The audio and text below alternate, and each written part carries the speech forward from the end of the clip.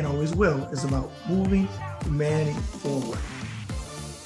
And remember, folks, every act of kindness is a little love we leave behind. Hey, folks, the man with the pinky ring and the New York thing, forget about it. Bad Brad Berkwitt, and you're watching another episode of the Bad Brad Berkwitt Show on the Ringside Report web TV channel.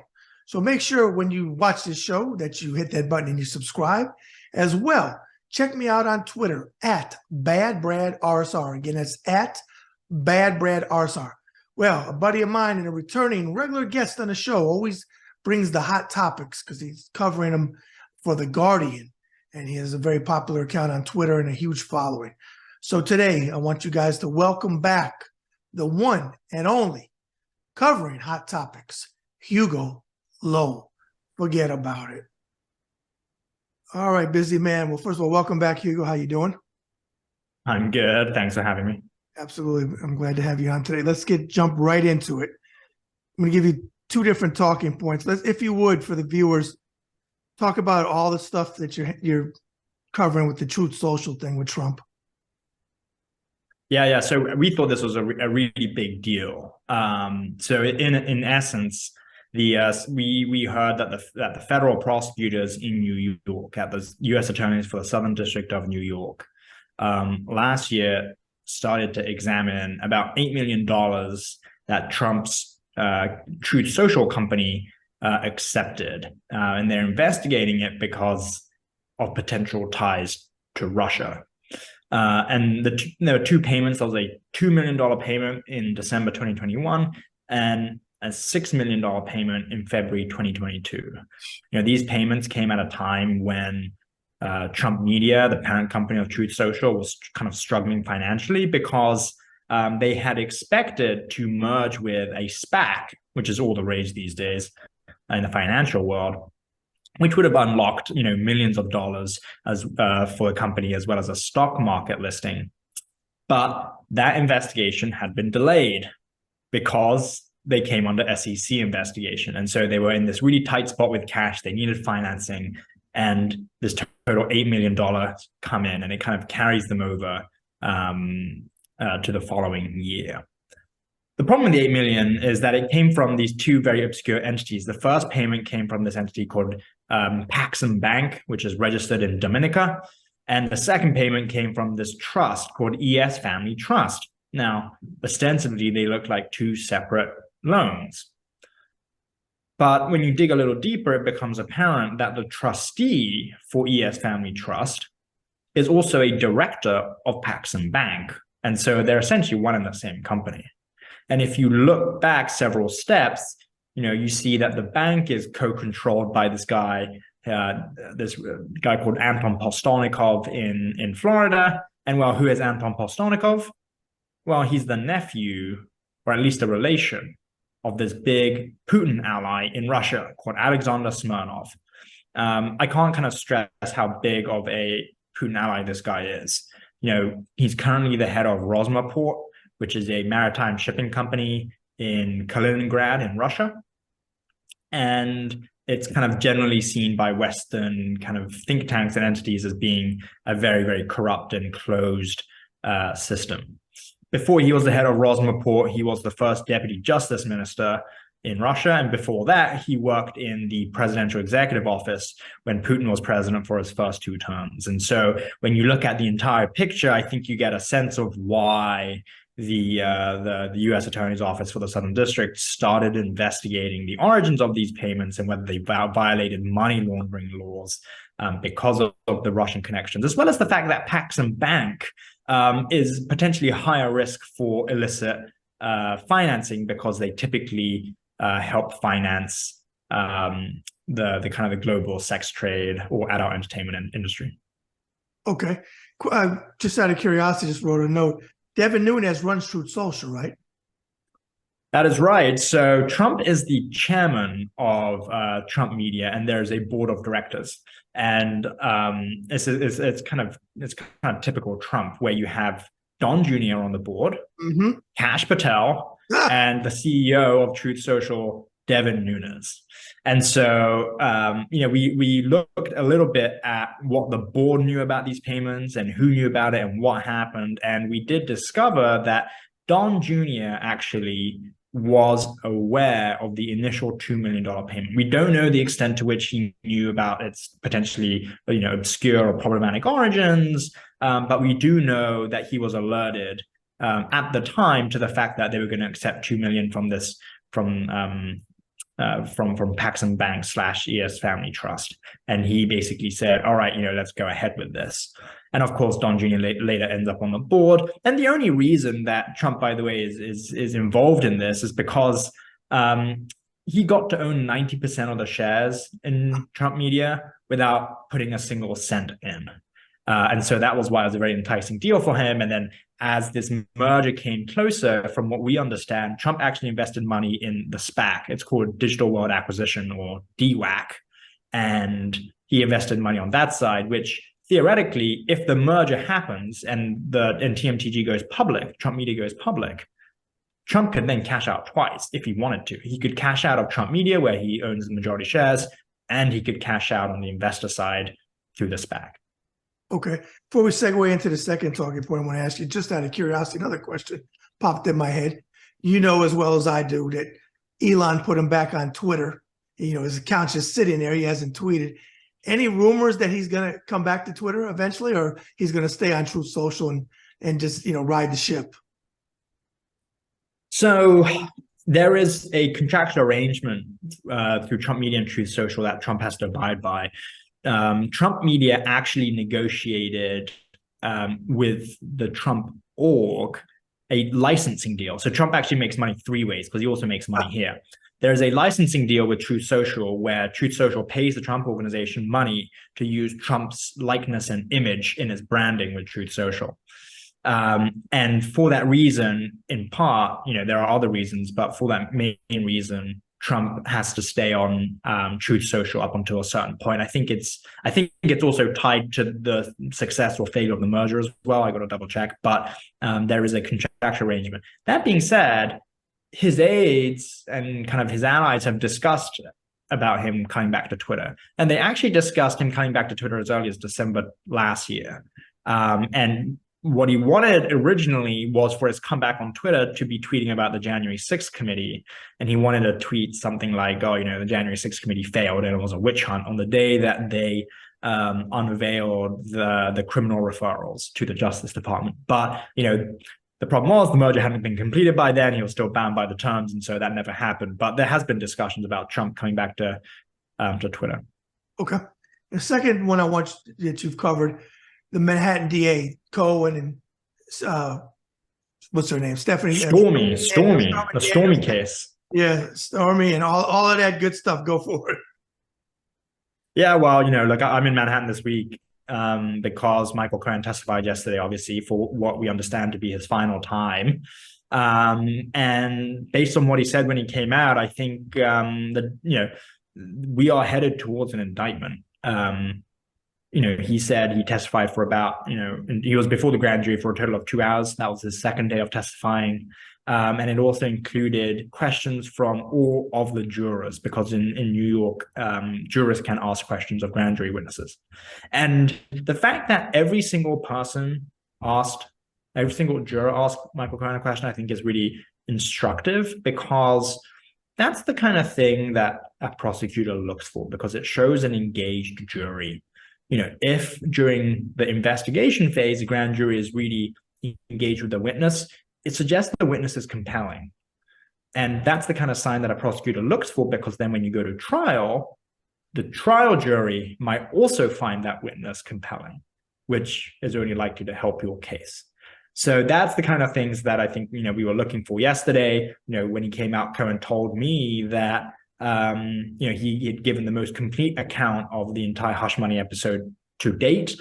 And we also heard, of course, that Stormy Daniels herself met with the prosecutors yesterday. It's not clear that she testified. It's not clear whether she will testify, but the fact that she met, I think, is interesting. And of course, the biggest sign an indictment is coming is that Trump himself has been invited to testify. He declined But the fact that invitation gets made, I mean, it's very rare for a prosecutor in such a high-profile white-collar criminal case to call all these witnesses and also call, what we understand as the target of the investigation to testify, and then not bring indictments. And so I think if you talk to Trump world, they think an indictment is coming, and I think all signs point to the fact that this may be coming sooner rather than later. Okay, couple questions off of that talking point. Is it right now a misdemeanor? Because I heard it was like a misdemeanor, but they're trying to bump it up to a felony. Where is it at in that, as far as that? Yeah, the kind of case that we understand the Manhattan DA is trying to bring is tied to the falsification of business records. So what exactly is happening is when the hush money scheme was kind of happening, essentially Michael Cohen paid Stormy Daniels himself, and he was later reimbursed by Trump through personal funds to the tune of about $35,000 a month to cover $130,000. Mm-hmm. That was entered into the Trump organization's business records as legal expenses. Now, as we now know, they weren't legal expenses; they were reimbursements for hush money. So the case here is that the Trump organization and Trump falsified those entries. Now, falsification of business records is a misdemeanor. It doesn't carry jail time. It is upgraded to a felony if prosecutors can prove beyond a reasonable doubt that the intent to defraud, that's the key legal standard, was tied to a second crime. And so, what we expect is for Alvin Bragg to tie it to like a campaign finance crime, to say, well, these payments were actually a campaign finance violation law because you were doing it to help your campaign. But by silencing Stormy Daniels, you prevented this story from coming out, and by preventing the story from coming out, you benefited your campaign. And because you effectively lied about the reasons for those payments, well, the whole thing becomes a felony. But it's a very difficult case in that sense, because that would be a new interpretation of election law. And Trump's lawyers recently told the DA, and we reported this morning, that they don't think there's a crime here because of what they call the irrespective test. And the way that defense goes is, well, if those payments would have been made irrespective of Trump being a candidate for office, then it may not be a crime. If this was just a famous guy who would have paid off Stormy Daniels anyway because he wanted to spare himself the public embarrassment, unrelated to the campaign, then that's not a crime. And of course, I think the DA will come back and say, well, you might claim that, but the timing is off. I mean, they really rushed to silence Stormy Daniels at the tail end of the 2016 campaign, and right. The timing might suggest to a jury that actually it was tied to the campaign. Yeah, and while you're saying it, you nailing it. It's ridiculous when they played the clip. I know you saw it because it's your wheelhouse. The clip, and I'm half Italian, so I can make this shot. I'm not asking you to co-sign, but I'm calling him my cousin Vinny because that's what he reminded me of, his attorney that was on there with that guy on MSNBC. So, because he's ridiculous when they showed the clip of Trump saying, "I don't know anything about the hush money," and then they have the tape, as you know better than me, of him talking to Michael Cohen and going back and forth. But the average person on the street says, if Michael Cohen went to prison for this, and Trump is involved, and they go with the felony, how does Trump walk away but Cohen was put in prison? Well, Cohen was indicted in the federal case. He was indicted for the payments and his role in the payments. Trump was not indicted in the federal case. This is the Manhattan DA case, right? So it's a different set of rules. It's a different set of circumstances. Okay. It's a different case. Frankly. Okay. Other things, since we got a couple of minutes to spare, got to ask your opinion because you don't pull no punches. So last month, or maybe it was a month before, because there's so much in Trump. Every 5 minutes with Trump is like 5 years. The young lady who was, I believe, I'm talking about the Georgia case. The young lady that came out, I think she was the foreman that was in the Saturday Night Live. Saturday Night Live did a whole skit on her and all that. She was an interesting character. I don't want to make fun of her, but she was interesting. She was very animated and so on. Do you think, or do your colleagues think, or whoever in your circle, that when she came out and spoke, that she hurt that case? Well, she didn't benefit it. I mean, we now know that the instructions from the judge, that special grand jury in Georgia, basically precluded them from talking about grand jury deliberations, and that was the only real stipulation. And it doesn't sound like Emily Cause, the forewoman on that special grand jury, revealed deliberations. She revealed who kind of appeared, what they were like, the fact that Lindsey Graham appeared and then he was talkative, the fact that, other people were not talkative, the fact that other people invoked the Fifth Amendment, those were permitted. They were allowed to talk about that. I think the way in which she went about doing it was unusual. Like most people in the grand jury don't go on cable news and talk about it in kind of in the way that she did. So I don't think it necessarily benefited the case, but I don't think it necessarily hurt it. I mean, there was some discussion about, could Trump's lawyers kind of throw out an entire indictment and based on, and that just won't fly, because you got to remember that special grand jury is a fact-finding jury. The way the state works and the way Georgia works is they have a fact-finding grand jury. That fact-finding jury then makes a recommendation for indictments, and basically Fani Willis, the district attorney there, has to take it to a charging grand jury. And so if this had happened with the charging grand jury, then maybe it would have hurt the case. But I think the fact that it came out of the fact-finding grand jury, it probably is not material. Okay, two more things I want to ask you. With the Manhattan DA case, what does your gut tell you? If there is an indictment coming, do you think we're going to see one next week? I think when the indictment comes, it's quite possibly going to be next week. I mean, it could be week after. I mean, it's always difficult to predict these things. From what we understand, this grand jury meets Monday and Wednesday. We don't know if it's a special grand jury or what the situation is, but we think it meets Monday, Wednesday. And Michael Cohen finished testifying around 4 p.m.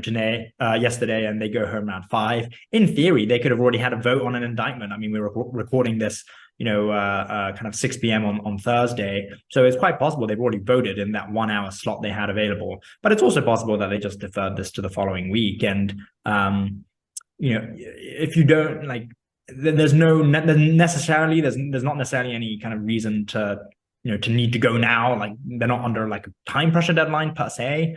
We'll leave the statute of limitations issue to the side for a minute. And so it could come next week. It could come the week after. But I think the only thing in favor of suggesting it might come as early as Monday next week is, the DA has already interviewed everyone. Everyone who's relevant to the case has already testified. Maybe he wants Stormy Daniels to testify right before they go with it. Maybe, but her testimony is not necessarily particularly relevant to how the Trump organization classified his business records. I mean, she just got a check. So if you kind of think about all of that, then it sounds like an indictment may come next time the grand jury meets. Okay, I got to ask you this. I'm probably going to embarrass you, but I got to ask this since you brought up Stormy. And I know other people, if I'm thinking it, other people have thought it. So they wouldn't ask Stormy if they had Stormy come in, because he's denying he had an affair with her, which that obviously ties into the case. They wouldn't get to it. And when they were talking about this, I saw somebody else talking, in Michael Jackson's case, they took pictures of his genitalia. With Stormy Daniels, with him denying that he had an affair, that he didn't have sex with her, which I think I would assume is part of this case. You think it would go to the extent where they would make him do that, because in the thing against Bill Clinton, I think it was Paula Jones identified his genitalia. That's how they knew, and I'm pretty sure in that case. But in this case, you see that happening? No, because the case doesn't turn on whether he actually had an affair or not. Okay. The case turns on, did he make the payments? Well, obviously, if he made the payments, did he record them in the ledger in a legitimate way? That's at stake. And if he didn't, was it with the intention of helping his campaign? So Actually, it doesn't really matter if he had an affair with him. It matters, how the Trump organization classified those payments and whether they were done to protect his presidential campaign. Okay. And the final one I want to ask you is Glenn Kirshner is a regular on my show and a good friend. He's always said, and I tend to agree with him, that whoever is the first person to put an indictment on Trump, then you're going to see, because we kept thinking it was going to be Fani in Georgia, she was going to be the first, then everybody else would be like, okay, now I'm going to do it, because they don't want to be the first one to do it. If Bragg is the first one to do it, in your professional opinion, do you think that others now will come forward and say, you know what, we're going after him? We're gonna push forward on indictments. I don't know if it would have come because of Bragg. I think, I think there was always going to be a little bit of consternation for the person that went first. But Fani Willis made it very, very clear, I think, that she was going to indict Trump. And the foreperson, couldn't have made it any clearer that, Trump was probably going to be. So I think that was going to come anyway. The fact that Bragg was moving on this, I think, was separate and unrelated. And I think the indictments were going to come anyway. Maybe the fact that Bragg is about to indict will accelerate the process with other prosecutors. But frankly, if you think about the January 6th and documents cases, I mean, they're moving at their own pace. They're moving completely separately. The federal system works differently from the state DA cases. You've also got the Tish James stuff. I mean, we've actually had judgments in favor of against Trump, and so I don't know if that's necessarily true, but maybe it does accelerate it. I mean, it's not exactly clear. You never know with these things. Okay, so you know what? The final popped in my head as well. If he gets indicted, because Barbara McQuaid was on last night with Stephanie Rule, and she said it twice, because anybody that if he gets indicted, he's going to have to go for an arraignment. He's going to have to get fingerprinted, and he's going to have to get a mugshot. Oh boy, is that going to be an effing circus. So my final question out of this segment is, are you going to be standing out there in the press corps covering that too when he gets fingerprinted? If he gets fingerprinted, you got to get indicted. So when you get indicted in these kinds of cases, either you do a perp walk, and you have to go in and fingerprint, get a mugshot, or you can sign a waiver and be like, hey, we're going to participate in the criminal process. If you talk to Trump's lawyers, they think Bragg's office will make him do the perp walk and they won't accept a waiver. And so you very well, in this case, may have the situation of Trump in handcuffs walking to an arraignment. And yes, I will totally be there because, Absolutely. And I want to add something, because again, this is your wheelhouse. When I say it, you already know it. Perp walks were a big thing under his pal Giuliani. Giuliani loved to make the mobsters and the Wall Street guys do the perp walk.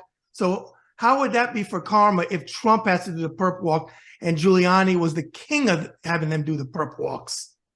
I mean, it comes full circle, right? I mean, this guy tries to get out of New York, but New York doesn't get out of Trump. I mean, and it would be the ultimate insult, I think, to Trump if he has to do this, because all of his friends, including Rudy, as you so rightly point out, was the king of perp walks. When even for people who he later, was not able to convict, even the Wall Street guys that he could not convict, he made do perp walks.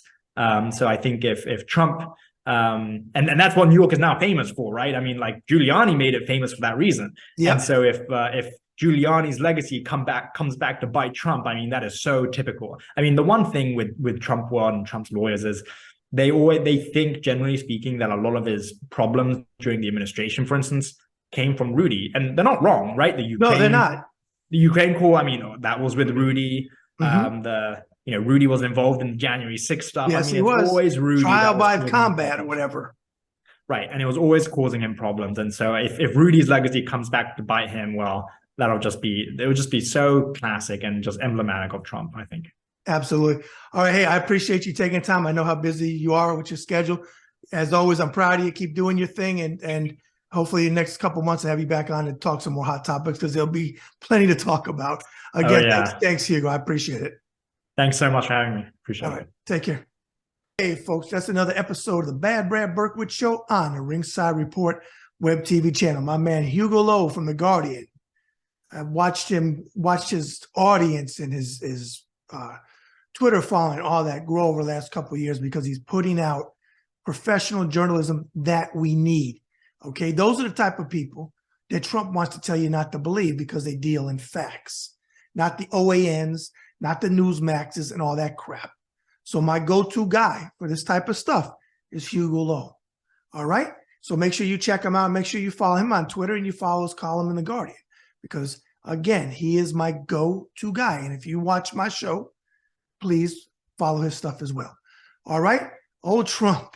My head spins around and around with this Trump stuff. It's amazing how much that he gets into. Well, let's see, folks. Does the indictment come next week or what happens? But hey, make sure again that you subscribe to my channel. I greatly appreciate it. Retweet this show. And remember, folks, every act of kindness is a little love we leave behind. Bad Brad out.